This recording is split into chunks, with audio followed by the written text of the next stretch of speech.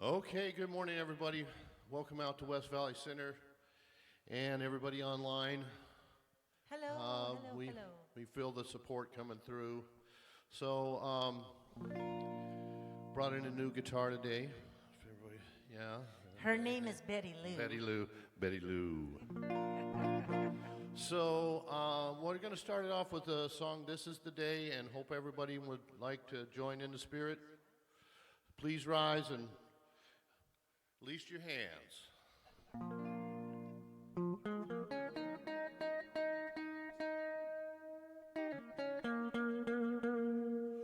This is the day that the Lord has made. I will rejoice and be glad in it. Sing that with me. This is the day that the Lord has made. I will rejoice and be glad in it. This is the day, a day to be seized, yeah. A day I can feel my spirit set free. Yes, this is the day. It's time to fly higher and high up in the sky. This is the day that the Lord has made. I will rejoice and be glad in it. This is the day that the Lord has made. I will rejoice and be glad in it. This is the day all my dreams come true. Feel the Spirit working its way through. Yes, this is the day. It's time to fly higher and high up in the sky. This is the day that the Lord has made. I will rejoice and be glad in it. This is the day that the Lord has made. I will rejoice and be glad in it.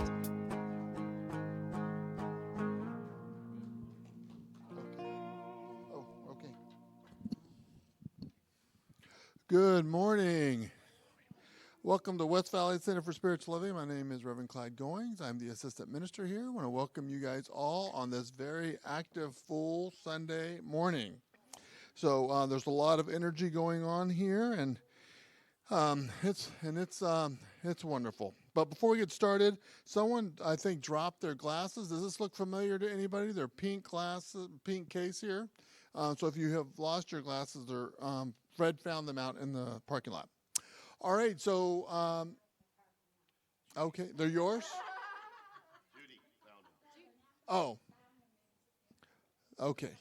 All right. So as you guys can tell by your noses that we are having our bowls of Thanksgiving today. So please join us after service with all the wonderful food that we have, and come and break bread with us. And we're going to also have a family type meeting and go over a bunch of wonderful information and do some things together to continue to evolve as a community.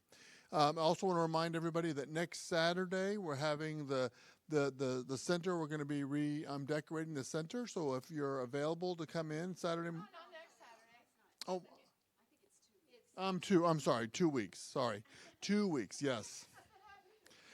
Next week is Thanksgiving, so everybody's going to be laying around on Saturday. All right, so I'm sorry. So anyway, so in 2 weeks on the 2nd, if you're interested in coming and helping us decorate the center, we'll be putting up a Christmas tree up here, and it'll take a couple of hours. So if you can come up and help us join to transform the center, that would be wonderful. So, all right, so I'm looking for John Kruger. Could somebody run in there and yell at him for me? He is behind the scenes. So we are in our third week of Seeding Our Future Pledge program, and we are creating a spiritual toolbox to help us be the change in our life and in our spiritual home in the world. So we get to choose how big or small we want to experience and express life. Your financial pledge is Seeding the Future for Our Spiritual Home, and we ask for your continued support by completing the pledge card. Our goal is to collect 40 pledge cards with the pledge amount of $80,000 or more. So the gift that you're receiving this week that John is getting ready to pass out, that he is so ready for, we're giving out mala beads.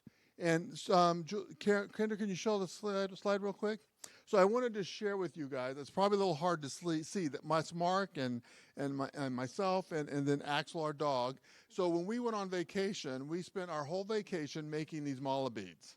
So we're giving out mala beads to everybody, and so that's our gift to you for this Sunday for our program.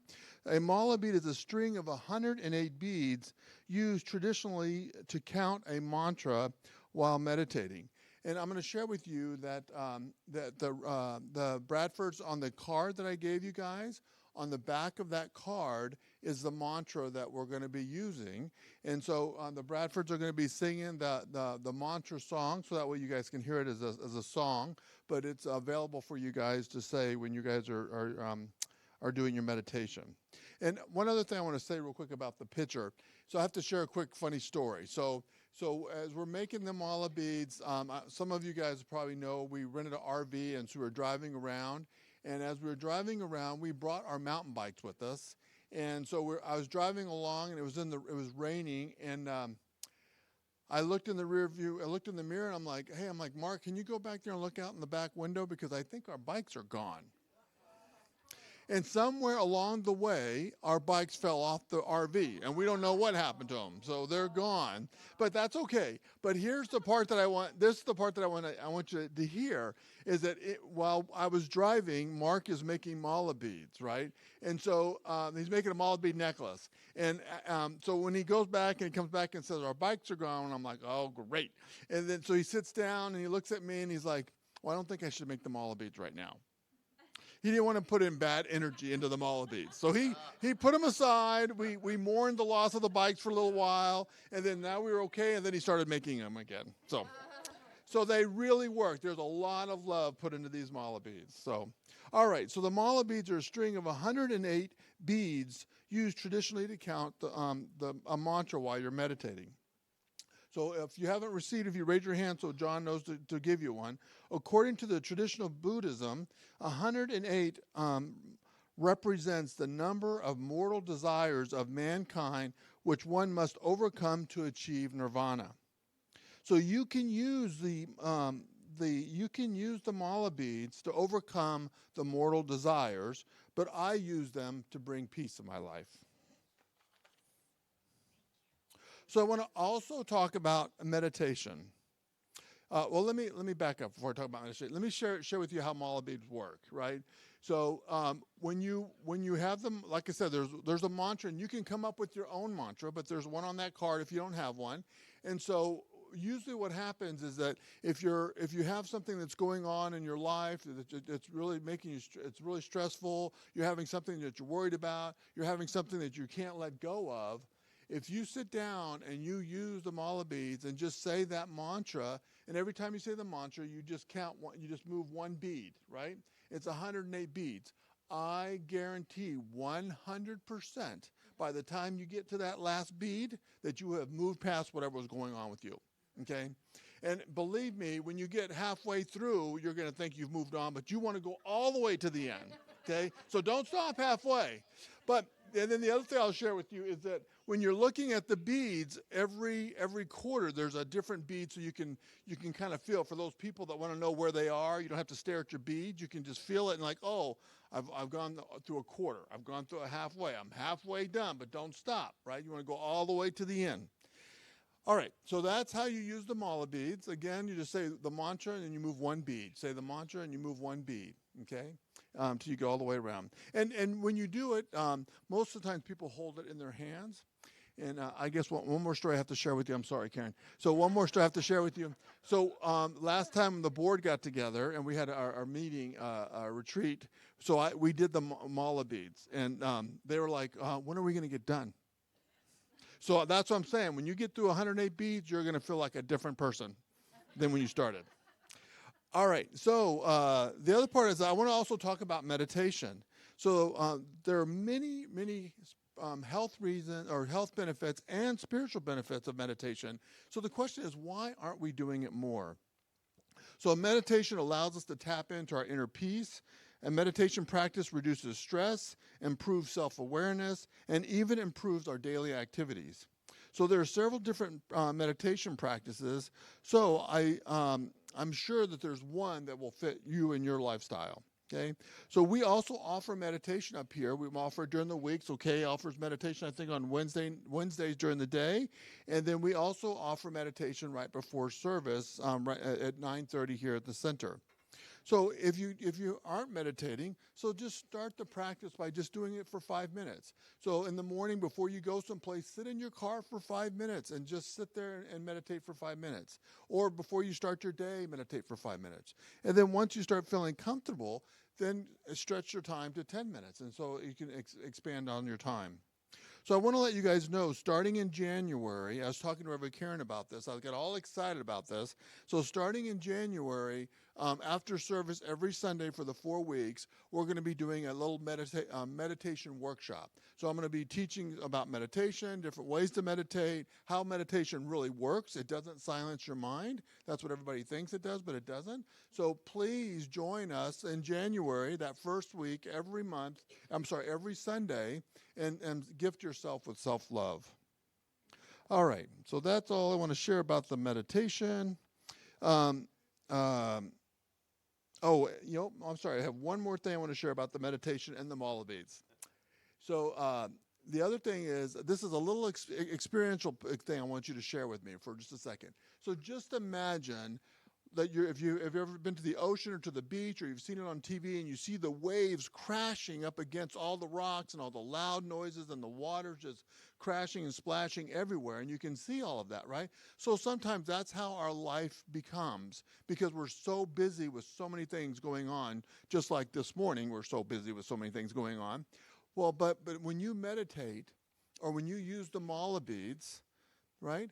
So just imagine now, close your eyes for a second, and you guys see the crashing waters, the crashing waves, and then just let yourself slowly drift right below the surface of the water. And when you drift below the surface of the water, you can start to begin to feel the calmness. So you're moving around, but you don't hear the splashingness and the craziness of all those waves. And then now if you go just a little deeper, then it becomes still. That still, quiet place. So you can open your eyes now. So that's the place I'm talking about. That's what meditation can do for you. That's what the mantra beads can do for you. The busyness of life doesn't go away, but we can always go within for that stillness, for that peace, for each one of us. All right, so seeding the future program helps us budget for and plan for the 2024. So we ask for money once a year in the form of a pledge amount. So we ask that you bring your card in, your pledge card in. You can drop it off in the gold box in Homes Base. You can give it to Reverend Karen. You can give it to me. You can mail it in. On the card, if you want to auto tithe, you can check the box to auto tithe, and I'll contact you and I'll show you how to set up the auto tithe. And then the last thing I want to let you know about tithing and pledging is that if you ever want to change your pledge amount for whatever reason, up or down, all you have to do is let me know sometime during the year, and then we'll make that adjustment for your pledge. So our goal this year is to collect 40 pledge cards, and our pledge amount is $80,000 or more. So please continue to pray for the abundance of our spiritual home. So I want to close with the prayer. I want to close with the quote from Deepak Chopra. He is an Indian author. He's an Indian American author, and prominent in the figure in the New Thought movement. And this is what he says about meditation. Meditation is a vital way to purify and quiet the mind, thus rejuvenating the body. And so it is. So now, if you just sit back, relax, open up your hearts and minds for Reverend Karen's beautiful message, and allow yourself to be still. Thank you.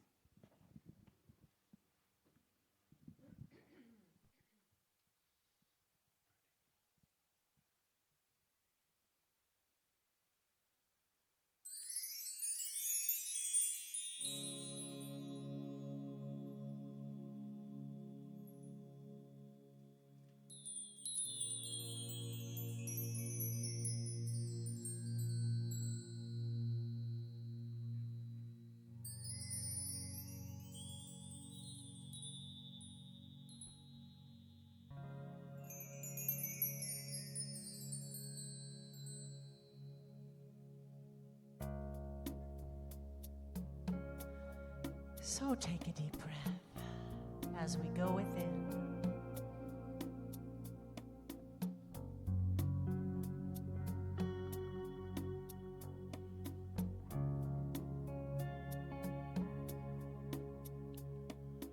I will make a quiet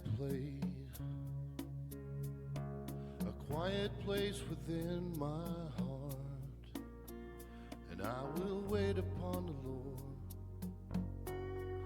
wait upon the Lord. Be still, my soul, be still. Be still, my soul, be still. Be still and know.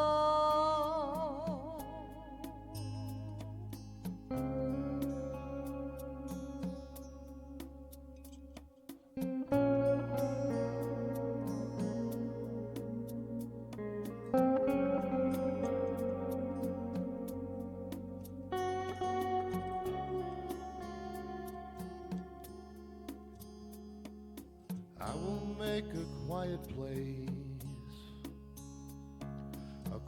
place within my mind. I will wait upon the Lord, wait upon the Lord. Be still, my soul, be still. Be still, my soul, be still. Be still and know. I will make a quiet place within my life, and I will wait upon the Lord, wait upon the Lord. I will make a quiet place.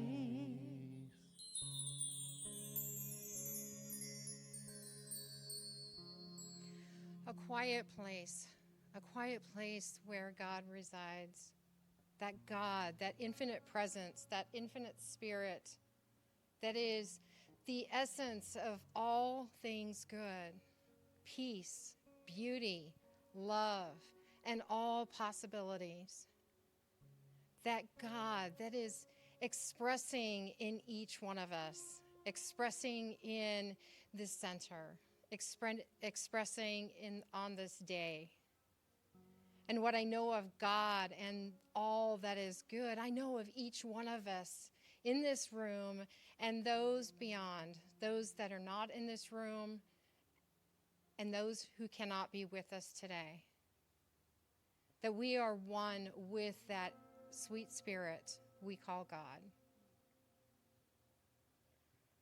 And I know that for this day, this beautiful Sunday morning, as we gather for the family gathering and share the bowls of Thanksgiving, that we are in the perfect place, the perfect time, right here, right now. And I speak a word of blessing on behalf of each one of us here and all of those in service today.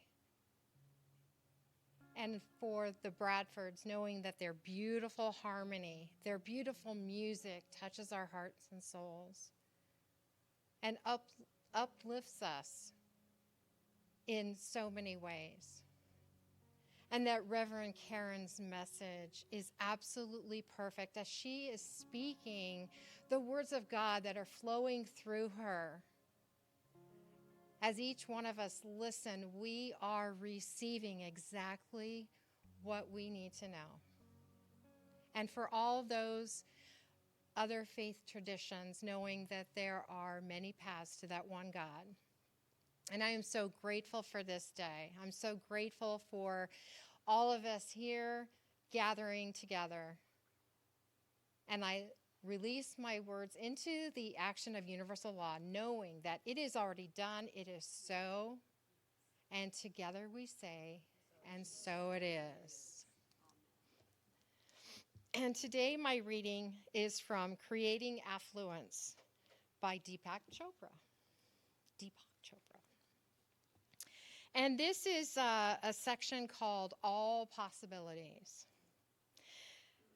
All possibilities. This means all possibilities, anything that you can imagine and more. Therefore, you have the ability to acquire anything that falls within the realm of your imagination, and even those things that are currently outside the limits of your imagination. The more you acquire, the more your imagination will expand. What is unimaginable today might become imaginable tomorrow. But there will always be new realms that have yet to be explored. So let's take a moment to contemplate all possibilities. And so it is.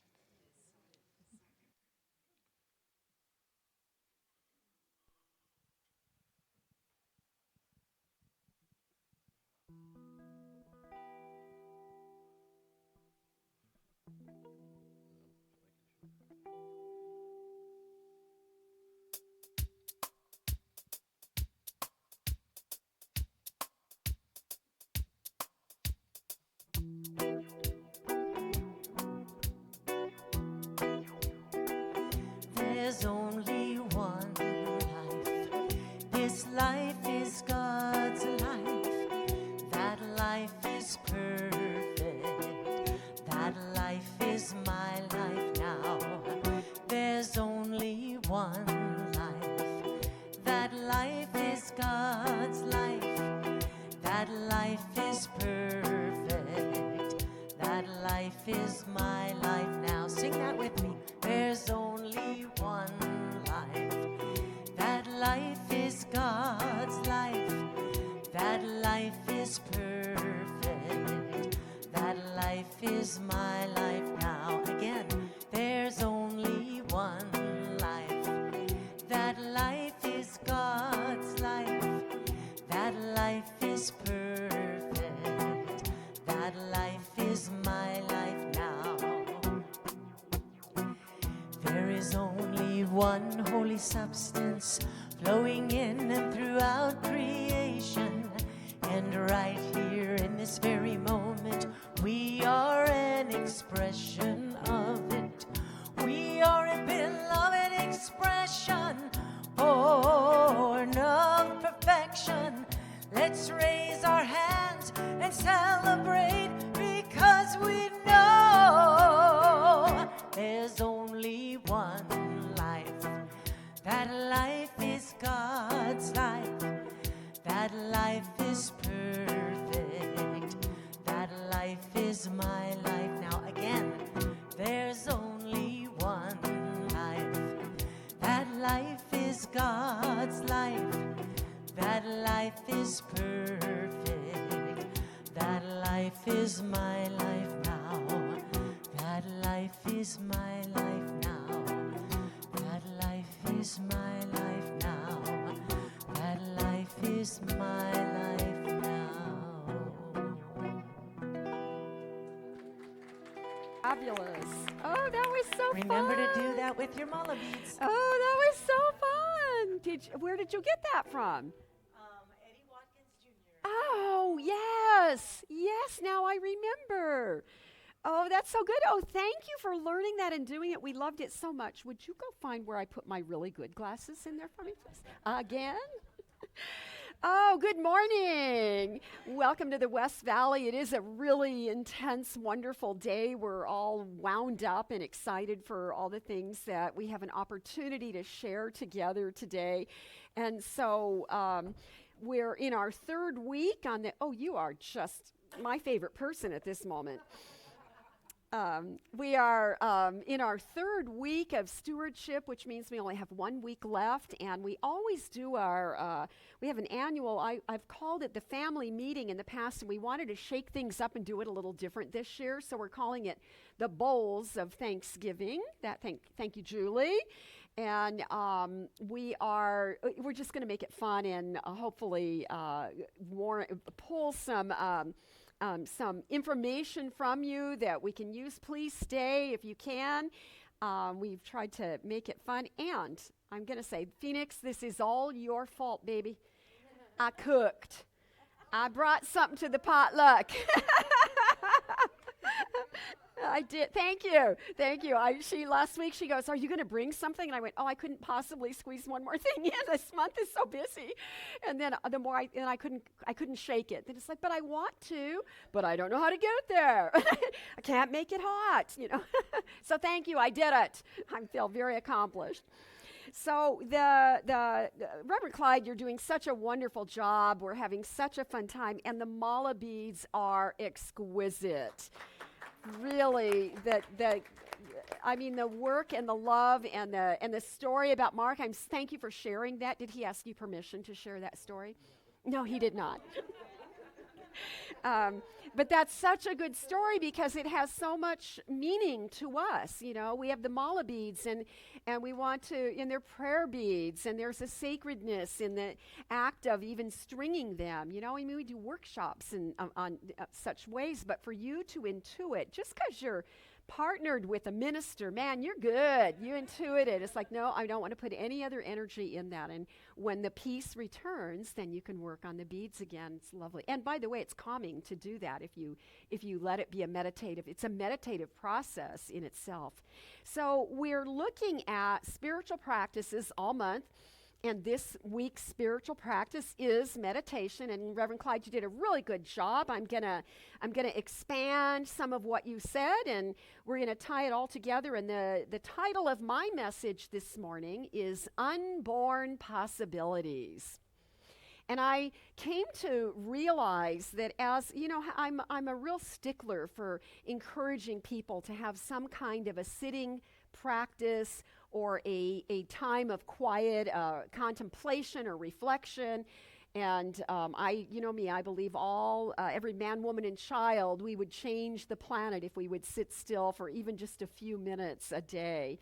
And so I see that this way we're putting these ideas together, that the practice of meditation, of stillness, of reflection, of opening and creating a communion with the divine, if you will, is a really useful way for us to tap into unborn possibilities. And so I found a quotation from Dr. Ernest Holmes, and that quotation reads these are his words: "The infinite fills all molds, and it flows forever into newer and greater molds." Perfectly with your reading. It is the unborn possibility of limitless experience, and we give birth to it. Right? Those unborn possibilities cannot come to the planet in any other form except through us, as we open ourselves to allow Spirit to express into our lives and work through us, and concerning the work of our hands, Lord, use me. All of those beautiful ways we tie it together. When I thought of that idea, when I read this quote, the ideas are out there. There are infinite molds. They're everywhere out there. And it was like I had this vision of little flashes of light everywhere in front of me. I even drew it out on my little notes here. And I did little specks of light. And we look and we see while we're meditating. So it's an inner looking. It's not that you're seeing with your eyes outside of you. You see these flashes of light, and it's as though we grab just a few, maybe only 3 every day, and allow some unborn possibility to be born in our experience of living that day. So I like that image very much, and thinking that there's infinite, we could never grab them all. It's sort of like one year I wanted to redecorate remodel one of our bathrooms, and I had so many desires of ways I would like to see that bathroom look. Now everybody remodels their bathroom. It's like, I feel old again. But I realized that I could never have a dream bathroom, that I'd like about 10 or 12 dream bathrooms, because there are so many features that you couldn't mix with other features. I see all you people who have remodeled are nodding. So there's that great essence of the way there's more sparkling possibilities before us at all times. And you know what? They're even there when we can't see the sparkle in them. They are there when we're feeling heavy and downtrodden. And all we have to do is be quiet and remember that first step of spiritual mind treatment, that right where we are, God is. And therefore, infinite possibilities are always with us. So I'm delighted that, Reverend Clyde, that you decided to focus on spiritual practices and present every week a different type, a different theme of how we incorporate spiritual practice into our life, because this teaching, this spiritual philosophy is a practice-based faith. We are all about putting into action what we desire to, how we want to grow. And the way we grow is through practice. You know, how do you get to Carnegie Hall? Practice, practice, practice. And so that we're all about that. I also like very much the theme of be the change. So if we want to be the change, we want to make sure that we open ourselves to the ways in which we can look for those unborn possibilities to be birthed through our exuberance or through our desires or through our craving for the world to be a little more peaceful, whatever it might be. So yes, I love the imagination comments from Deepak Chopra and everything that's been said and the music this morning. Can you just feel it still? I still kind of want to sing it. It's quite good. So we practice spiritual stillness in a variety of ways, or what we're looking at today is that all the different ways we can practice varied aspects of meditation in our life, because meditation isn't just what is it, TM? Is that how you say that? Transcendental meditation, TM? It's not a certain posture. It's not it's not a 45-minute commitment. It doesn't have to be anything other than what you make it. And we are living in a time in the world where just the chaos and the hecticness of life, for me, is recognizing that going on out here in the outer world is a call for me to create a greater sense of stillness within myself. And it therefore is an invitation for all of us to calm our own sacred center so that we can be a part of the change. We can be the change in that way. Meditation has actually been practiced for thousands of years. It predates any kind of mala beads that the Buddhists might have tagged their they might take credit for, or we give credit to the Buddhists for the mala beads. But even before the Buddhists used mala beads, the Hindus, remember, Buddhism was birthed out of Hinduism. And so for thousands of years, traditions of even indigenous circles have used some kind of prayer bead or some kind of sacredness, whether they're pulling stones together or using seeds from bushes. They've been stringing beads together for a long time and using them as a way to, without even using the term meditation, the way to connect in a sacred way to think of the primal people, to connect with the sacred forces that are everywhere around us, but they didn't have a word for it yet. Imagine that there wasn't a real language for all of those sacred things until we began to create language. So what a gorgeous opportunity it is for us to use meditation as a spiritual tool. But I notice that in today's world, meditation is way more common, and it's acceptable in secular circles as well.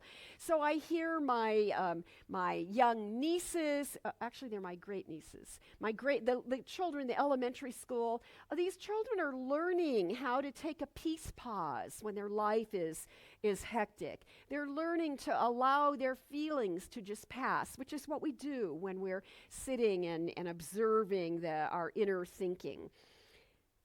And so there are so many ways we're using meditation for, well, here's a statement from the Mayo Clinic. Meditation is considered a type of mind-body complementary medicine that will benefit both your emotional and your physical well-being, your overall health. I like that term that they said, it's a body-bind. I'm going to try it one more time. I knew it was wrong, but I couldn't make it. Oh, don't you love it when that happens? I know, right? A body-mind complementary.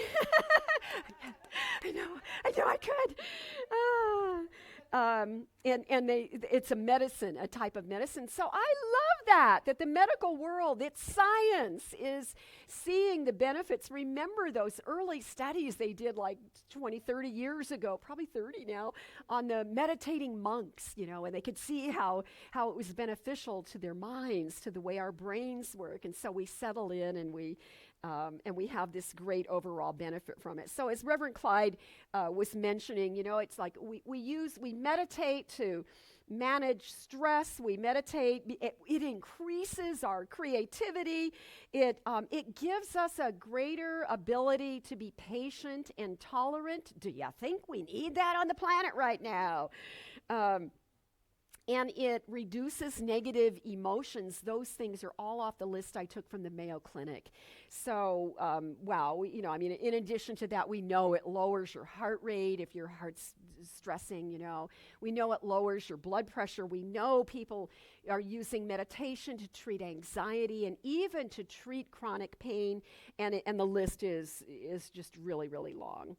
So there are lots of forms, and I love, Reverend Clyde, that we do a guided meditation every Sunday, and every Wednesday we do a silent meditation that's loosely guided, but it's a gorgeous experience. If you've never had a silent meditation, that's quite a different. It might scare you at first if you've never done it, but it can be really it became my favorite quickly when I learned to quiet myself down.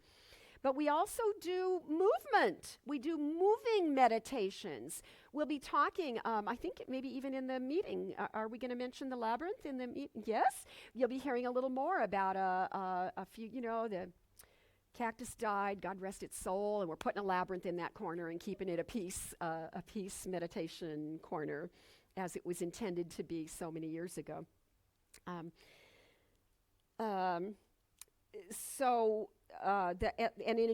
other thing I really want to say is that Dr. Kay Fontana is teaching Qigong. Did I say it properly? I don't know why I stumble on that one too. On Tuesday evenings, there are 2 more classes she's doing. She's started off with a 4-week kind of an introductory course. So you're certainly invited to do that. What is that, 6 p.m.? And that is a bit of it's standing. Is it standing? But it's not quite Tai Chi that's real slow movements. It's a little different, but it focuses on breath, I think. I don't know. Take the class from Dr. K. She'll teach you all about it. And then I'm so happy that the cherry on the cake is, did you bake a cake? The cherry, yes, she did. Does it have a cherry on the top? The cherry on that cake is that Reverend Clyde is going to be offering these little workshops on Sundays in the month of January. And so everybody is invited to play, and you get to play at your own level and see if you can sort of refresh your own spiritual practice or catch some new ideas that might be fun for you. All of these ways we learn to open to the presence of that which is greater than we are. These are all ways in which we are nurturing the birth of those unborn possibilities that are right in front of our own lives. So we are seeding those possibilities through this spiritual practice, and thereby we are seeding an increased experience of peace and positivity and creativity and health and well-being and all those things we have mentioned and get excited about and we can use in our lives. Ram Dass old hippie Ram Dass. You know, he wrote that book, a book called Still Here. It was one of his last books. And man, that guy just kept living. He had a stroke, and he really is a beautiful example of encountering difficulties and going on. But Ram Dass said, we meditate so that we can better live in the moment. We meditate so that we can keep waking up. We meditate so that we can dwell in the harmony of things. We want to dwell in the harmony of things. We want to be still so we can begin to sense where the current of life is, the divine life, the life that we're invited to tap into, or to rest in and be carried by I like to envision that it's the hands of God rather than like a canoe or a little raft. The hands of God carry us sweetly, and that is how we can then move in the divine flow of life, which becomes a different energetic as to how we show up and how we participate in all of our activities. So the more time we dedicate to communing with Spirit, to connecting to God, to the more ways we're willing to tend to our own spiritual well-being. I like to think of it like that. The more that we do that, then the more likely we are to be exhibiting the positive results in our day-to-day living. Here's a great quote from Eric Butterworth that I had to dig to find this quote because I had it on my mind and I knew it fit really well with what needed to be said today. It's a reference to the scripture that says, where two or more are gathered. So this is Eric Butterworth's take on that. He said, whenever two or three are gathered together in an interaction of minds, wherever two or three are gathered together in an interaction of minds, well, that anytime you're gathered with somebody, your minds are interacting in one way or another, a very real energy force is projected into the world. If it happens to be a prayer group or a positive discussion group, then there's healing and prosperity as an influence. If, however, it is the sharing of negativity, then that is the consciousness that goes forth as a darkness, and it adds to the weakening of the general state of things. So that really reminds me that I want to be conscious of my interactions with other people. It reminds me that it's not going to work if we just get together and if somebody annoys you and you're just busy counting how many flaws they have or how many times they say that word whisker that makes you crazy or how many times they do their nervous thing. You're not helping. We're not contributing in a positive way. It's not the energy that will help to heal the planet and to help heal our relationships. So, yes, I get really excited over all of these conversations that encourage us to look at spiritual practice and invite us to dare to sit still a little bit on a regular basis. And how grateful I am to see that these things have grown in popularity and acceptance. I was an old Bible fundamentalist 30 years ago, a little more than 30 years ago, and meditation was a naughty word. At that time, everybody still believed to meditate, you're emptying your mind, and we missed a point somewhere that it's, you can't turn off what's in there. But you begin by just noticing. Reverend Clyde said it beautifully. You just notice, you observe. So I looked up okay, I jumped too far ahead. Go back. So I was thinking of how blessed we are that now we started saying, you noticed in the world, we started talking about mindfulness. We weren't quite ready to talk people into meditating yet. So I don't mean we as a church, I just mean in general, that as we began to all look for ways to soothe to bring peace and calm into our lives as things got more hectic. So we called it mindfulness.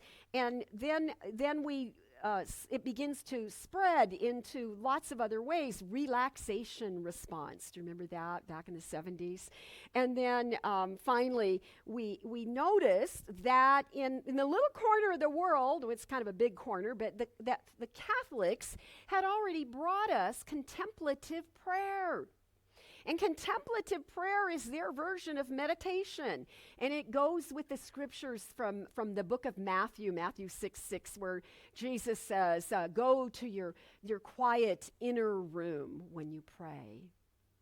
So it's a different experience of a prayer in action, or maybe inaction would be a better way. I always say when I'm meditating, I'm opening to listen to what God brings to me. When I'm praying, I'm speaking. I'm doing the talking. So the contemplative prayer is defined very much in the way they define Vipassana, Buddhist Vipassana meditation. So they say this for contemplative prayer. It's exactly what I teach when we do Vipassana meditation in the foundation class. In contemplative prayer, the goal is to learn to just let your thoughts go. In other words, notice your thoughts. Let them float by so that you can just focus on God's presence. And that's what we do in Vipassana. Buddhist meditation of Vipassana is lightly on noticing your breath, being comfortable in your own body, and not being judgmental about what you catch yourself thinking. Because it can be stunning what goes on in your head, even while you're praying, or especially while you're meditating, because you're more attentive to that. So the trick is, and the gift, I believe, from meditation is that you don't have judgment. We say just be, greatly compassionate. Have tremendous self-compassion. And don't think, because you have so much busyness going on in your mind, that you're not doing it right. Unborn possibilities will pop out in between some of those judgments, and that would be a good thing. Reverend Clyde's prayer beads are wonderful. I'm going to call mine love beads, because he and Mark made them in love. Thank you.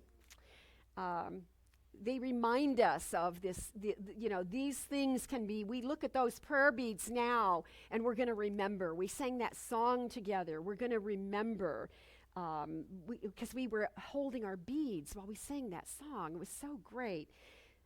So we are nurturing that sense of quiet, stillness, and silence, and we are calling forward possibilities then, one prayer at a time.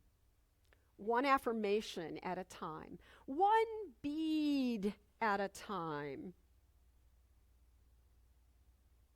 It's good to contemplate the inexhaustible nature of the universe. And that thought alone, just trying to comprehend what infinite means, or what inexhaustible, how that impacts our lives, those thoughts alone can create an inner shift within you that can allow you to feel safer in the universe, to feel safer in the way that you're walking through your days, and to manage and reconcile the things that happen in the world or in our families.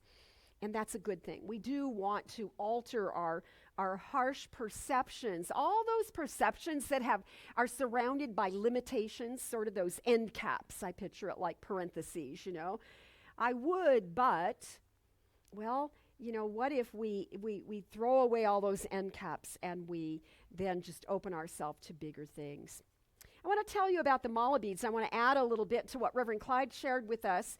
The word mala itself is a Sanskrit word, and Sanskrit is the ancient language of India and Nepal, and mala literally translates to garland, and so it gives you an image of a wreath or a chain of flowers, and they're connected. So the important part is the connection, is the chain, is the way the beads come together in in the mala. Even the word bead has an origin.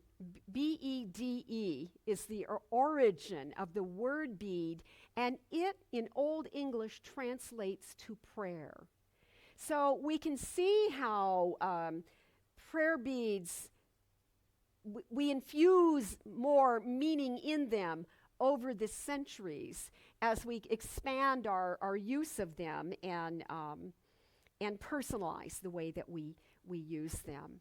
So what we do know is mala beads or prayer beads, we should say prayer, I guess, the sacred way of encountering the divine is centuries old. They found wall paintings in some areas that are dated. They expect they are the paintings were drawn as early as 17th century BCE. That's 1,700 years before the Christian era. They have paintings of images where there are beads, and it appears that people are praying with beads. So it's not exclusive to Buddhism. It's not exclusive to Hinduism. Do you know? I happen to know this because I have Muslim neighbors. They have prayer beads as well, but they don't have 108 beads. They have a whole other story that's different than the way the Buddhists and the Hindu tell the story. And they only have 100 beads. So theirs is a little different. The Catholic Rosary has 59 beads. And prayer beads through the years have shown up in all kinds, even Christian denominations, including certain sects of the Lutheran faith and Eastern Orthodox, Episcopals, and the Unitarian Universalists. You know how unique they like to be. They have created they have their own story and their own beads. And it's just a gorgeous process. These are, I really like these. These are worry beads. Have you seen these before? These are lovely. I bought them somewhere cute, I don't know, at the beach or something. And they you hold them and they're comfortable to hold, and you can worry. My husband used to say, you worry over them. You worry over them. And this one was, they had all different sayings, and I chose this one. It says, blessed be. And I keep this, the only reason I have it here today is because I keep it in my desk drawer, and sometimes I take a break and I just pray on these beads. I just hold them and say, blessed be, blessed be. Like Reverend Clyde said, it will change your whole demeanor if you do it with intention and you feel it. So thank you. The Greeks did that, and it's also an ancient tradition, and they still call them worry beads. So yes, we did a long mantra 108 times. He made us sing that thing. Me and John Kruger were sitting next to each other. He kept kicking me and giggling, and then I'd pull his hair a little bit. Or was it the other way around? He didn't have it's what's interesting is the process, observing the process you go through when you choose to do 108 repetitions. But here's what I want to tell you. Did you know this, Reverend Clyde? That process in the Buddhist tradition is called japa, J-A-P-A. The process of the mantra is called japa, and it is to utter in a low voice and repeat internally. And you're repeating a mantra or a single word, but you know what's even more exciting for me than that is sometimes it's just a sound that's not even a word. Because certain sounds have different energetic vibrations. One time when I was extremely stressed out, I called a friend who was a nurse, but she dabbled in all kinds of alternative therapy, and she gave me a sound, and she said, just keep doing this, and this is how I want you to do it. You put your tongue behind your teeth, and she calmed me down, and she just did it with me on the phone. Calm me down very quickly. So there are vibrations that we put out there, and there is a belief that they carry specific energies and intentions. So every tradition is slightly different. It doesn't matter the number of beads. It doesn't matter they all have different stories, and I was Catholic for 15 minutes, so I love the rosary. I have several beautiful rosaries, and some from my past, one from an aunt, one from my mom, and and they're beautiful. Some of them are really quite exquisite, and I love praying the rosary, but I don't do it traditional. I've made my own variation. Don't tell anybody. But I made my own variation of the Hail Mary so that it is an uplifting experience to pray that Mother Mary energy. So you get to play with it and do it your way. I wanted to share with you a legend that comes from it's a story that speaks to how the mala beads originated.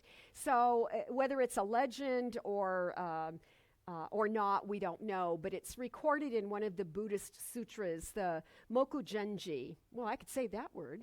That was pretty good. I won't be able to do it again, probably. So I do have to say it one more time, too. Now we're in trouble. I can do it. So the story says that there was a king, Haruri, and this king was the ruler of many people.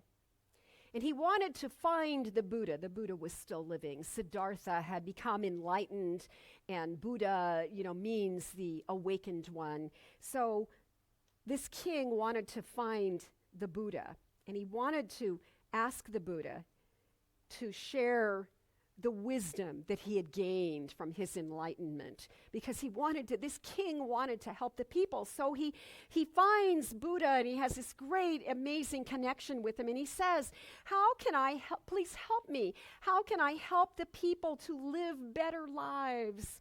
And it's written in the sutra that the Buddha responded in these words: King, if you want to eliminate earthly desires and put an end to their suffering, make a circular string of 108 beads and make the beads from the seeds of the Mokugenji tree and hold it, and then recite these words: Namu Buddha, Namu Dharma, Namu Sangha.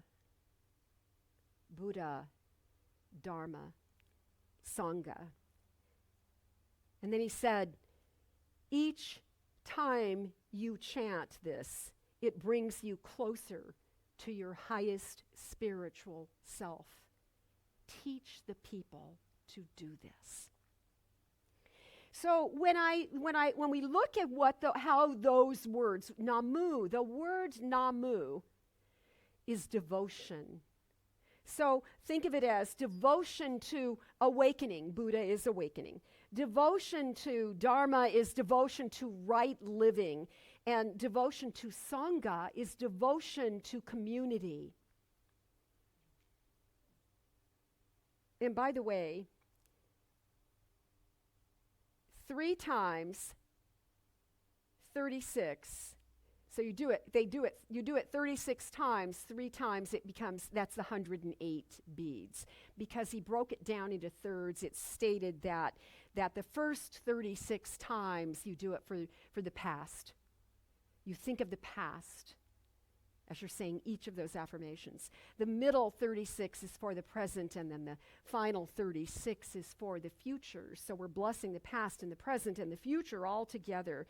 And it's a beautiful tradition, and I think that the idea that we do those mantras, the reason you feel better when you do it is because you're opening yourself to a different kind of energetic experience. Spirit is moving and flowing. And by the way, Reverend Clyde mentioned the 108 passions, which are also said to be worldly desires or unwholesome qualities of mind. And, and you can pull up a list on the internet. It was quite amusing. And we kind of don't do that here. We don't look at all the bad things and try and be better. But I was thinking it would be a good project to look at each word. It's like the words are like indifference and intolerance and hostility and hatred and greed. Sounds just like the 10 Commandments to me, only 10 times 10 plus 8. Then you got the Buddhist mala beads. So if we could change, if we redid that list and we saw the same way we do teach prayer, right? If we could see the spiritual quality on the other side of the unwholesome thought, it would bring us again back to center. So Reverend Clyde, once again, you're spot on. Really good move. Good choice. And I thought I would conclude this morning with a quote from the ancient classic Chinese book that has been translated, I believe, in the 90s by Thomas Cleary. The Secret of the Golden Flower is the book. It's a little book I have in my own library. And here's my closing quote. When you want to enter into quietude, first tune and concentrate body and mind. Right out of the Mayo Clinic, right? First tune and concentrate your body and your mind. Let go of difficult thoughts that hang in your mind so that your body and your mind can be free and peaceful. And then the celestial mind takes its rightful place in the center. That's what I wanted to say today.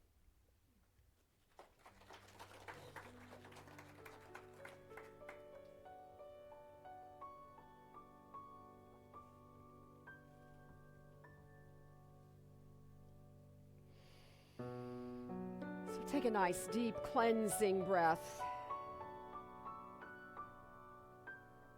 And let's practice some of what we have spoken today.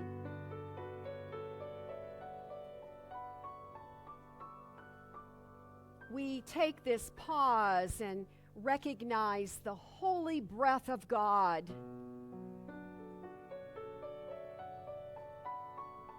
That precious way that we calm our minds and recognize the peace of God at the core of our being. For there is no place where God's peace can be missing or limited. It is only an outer appearance that would trick us into thinking so. So we feel that peace within us now. And I recognize that that peace is a quality of God's love. And that love is the activity of life that is purely divine. It is the wisdom in our physical body that awakens to do what it has been called to do. The purpose for the creation of humanity is to recognize there is a wisdom within us. And so we feel that wisdom as an healing agent within us. It is the very thing that allows us to recover after we have experienced symptoms of any sort. It is the very healing force of life that allows our hearts to soften and to forgive. For in that way that we forgive, we are opening our hearts to a greater acceptance of love and the goodness that is possible in every relationship. So I feel that healing movement as these powerful words of prayer are rushing through this building and streaming through the live stream and preserved in the archives so that this prayer can be felt in days to come. For we stand on this power and this presence of God that is infinite. There is no beginning and there shall be no end. It is all powerful. And it is absolutely ever present at all times. So I rejoice in this day in knowing that we can take our gorgeous gift of mala beads and we can place it in a sweet spot in our homes. We can put it on our sacred altars, or we can sit and we can hold those beads and pray using a mantra or our song that we sang today, or a single word or a joyous sound. And we repeat the truth so that we awaken that truth in our own being, so we can recognize yet again that God is not missing, that God is not lost, that God is not limited, that right where we are is the fullness of Spirit. And so I feel that fullness of Spirit. I recognize it as a truth for each listening ear.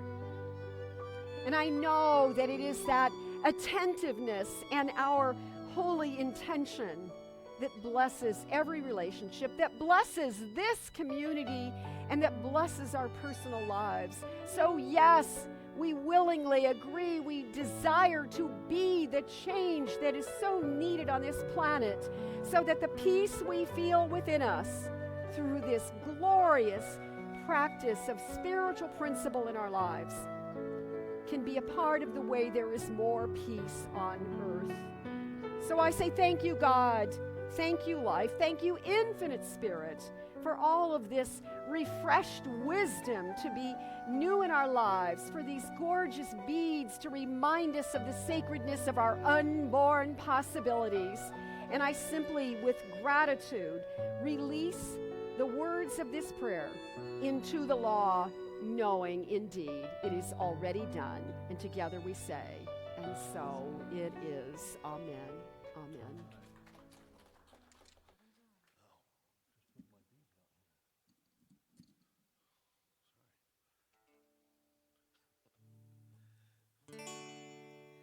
Grateful, grateful, grateful for all the love that I have.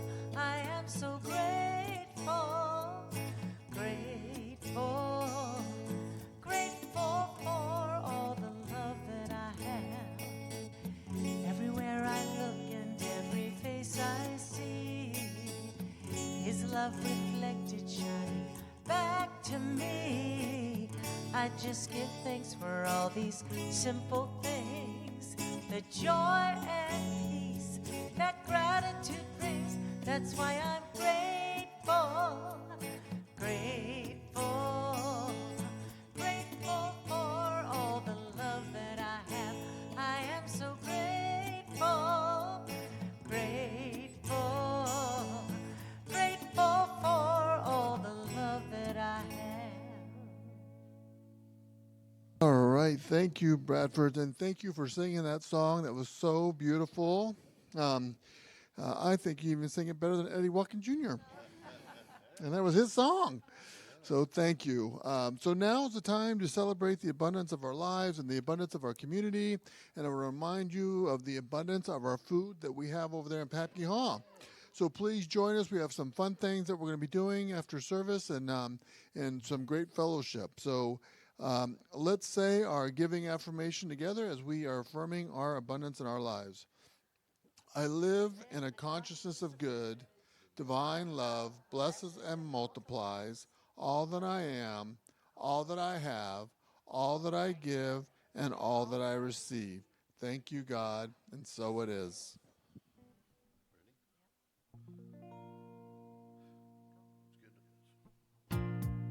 Please rise for our last song.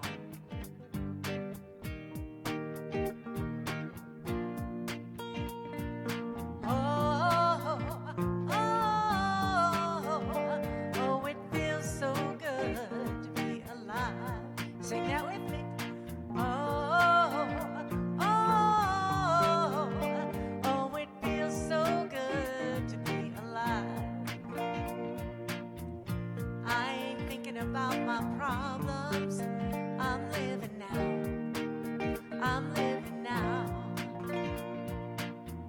And I ain't gonna worry about the future. I'm living now. I'm living now. So put your hands up if you feel like having a good time. Put your hands up if you're sharing love with all. Raise your cup if you're hopeful for tomorrow.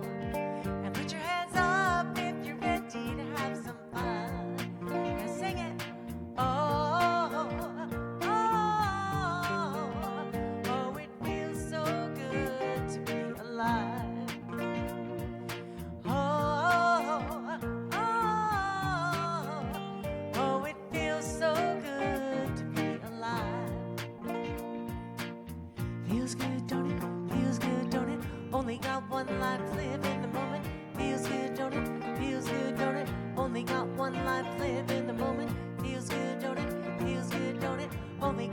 life, live in the moment.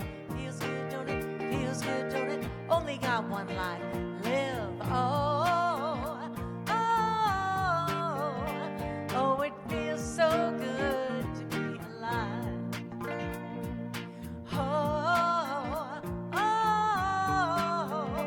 Oh, it feels so good to be alive.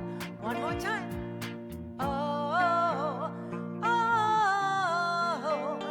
Oh, it feels so good to be alive.